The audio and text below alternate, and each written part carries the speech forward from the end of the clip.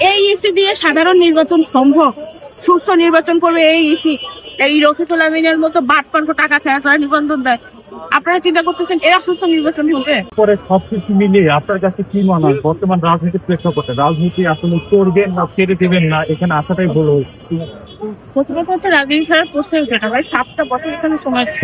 আমার 7 সেকেন্ডেরও মূল্য আছে। আমি তো রাখি, আমার দেরি হয়েছে, আমি এটা লাগাচ্ছি।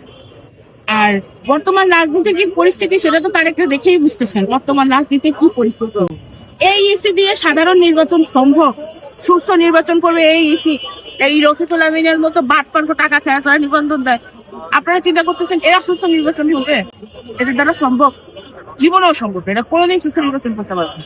এরাই তো 18/24 নির্বাচন করছে। এরা কি করে?